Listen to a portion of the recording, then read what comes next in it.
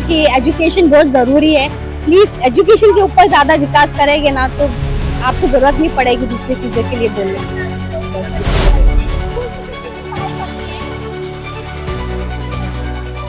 क्या करना पड़ेगा? क्या करना पड़ेगा? क्या हो रहा है? का पिकनिक कैंसिल है। आज के बाजू वाले का पिकनिक का बंद है।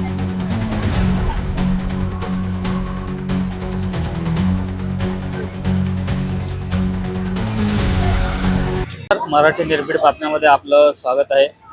आपण पाहत आहे तेव्हा काही जी मुलं शिकत आहेत इथे रस्त्यावरती, अक्षरशः रस्त्यावरती शिकायची आज मुलांना वेळ येत आहे। आणि हा मीरा भाईंदरमध्ये मंत्री आमदार बोलत आहेत की मीरा भाईंदरचा आम्ही विकास केला आहे, अनेक इथे भवनं झाली, परंतु आज अक्षरशः या लहान मुलांना हे कुठली शाळा नाही ना कुठलं समाज मंदिर नाही, काही नाही, तर अक्षरशः रस्त्यावरती फुटपाथवरती मुलांना लहान मुलांना शिकवण्याची वेळ येत आहे। इथे जे शिकवणारे जे शिक्षक आहेत त्यांच्याकडनं जाणून घेऊ की ते कशा प्रकारे ह्या मुलांना शिकवत आहेत। त्यांच्याकडनं अशी देखील माहिती मिळाली की 12 वर्ष झाले या शिक्षिका त्यांना मोफत शिकवत आहेत। या रस्त्यावरती जे आसपास राहणारे आजूबाजूचे राहणारे जे मुलं आहेत जे गरीब फॅमिलीतून बिलॉंग करतात, गरीब आहेत, त्यांची परिस्थिती नाही की ते कुठेतरी प्रायव्हेट शाळेमध्ये त्यांना शिकवू शकतील, आणि अशा वेळेला अशा परिस्थितीत त्यांना ह्या शिक्षिका अशा प्रकारे रस्त्यावरती मोफत शिक्षण देतात। आपण त्यांच्याकडनंच जाणून घेऊ की नक्की कशा प्रकारे ते मदत करतात आणि त्यांची काय भावना आहे। टीचर,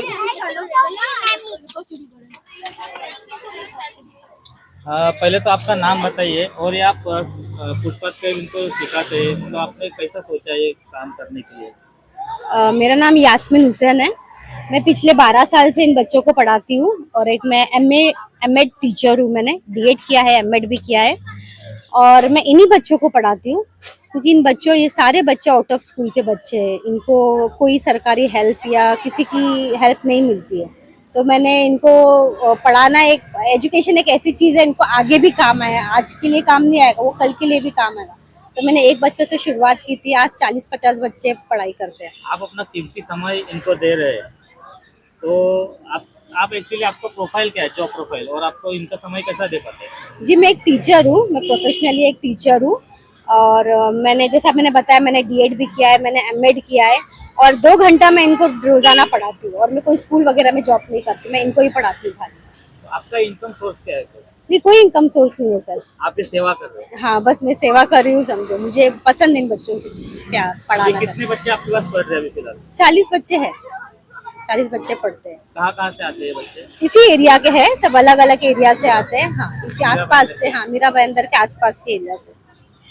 ओके, अभी इनको कुछ अच्छी सुविधा मिलनी चाहिए, इसलिए आप यहाँ के जो नेता लोग हैं उनसे क्या कहना चाहोगे? मैं ये कहना चाहूंगी, इनमें से जो बच्चे अच्छा पढ़ते हैं, हम उनको स्कूल में, प्राइवेट स्कूल में पढ़ा रहे हैं, लेकिन हमको इनकी फीस देने के लिए इतने पैसे नहीं है, तो आप इनकी फीस से इन बच्चों की मदद कीजिए। आप डायरेक्ट, हम बच्चों का अकाउंट और जो बच्चे पढ़ाई कर रहे हैं पूरी इन्फॉर्मेशन डिटेल्स आपको बताएंगे, प्रिंसिपल का नंबर देंगे, आप उन प्रिंसिपल से कांटेक्ट करके जो बच्चों की आप जितनी भी फीस भर सकते हैं आप भरिए, उनको सपोर्ट कीजिए, पढ़ाई में, एजुकेशन में उनको सपोर्ट कीजिए। यहाँ पर मीरा भाईंदर में नेता लोग बहुत बड़े बड़े दावे करते हैं कि हमने मीरा भाईंदर का विकास किया है, लेकिन आज भी बच्चे लोग को इधर रास्ते पे सिखाने की नौबत आ रही है, तो क्या कहना चाहोगे? मैं एक ही चीज कहूंगी कि एजुकेशन बहुत जरूरी है। प्लीज एजुकेशन के ऊपर ज्यादा विकास करेंगे ना तो आपको जरूरत नहीं पड़ेगी दूसरी चीजों के लिए बोलने की। बस इतना बोलूं। तर आपण पाहिलं आज मीरा भाईंदर महानगरपालिकेच्या निवडणुकीसाठी अनेक उमेदवार, नगरसेवक आज उमेदवारी अर्ज भरण्यासाठी जात आहेत।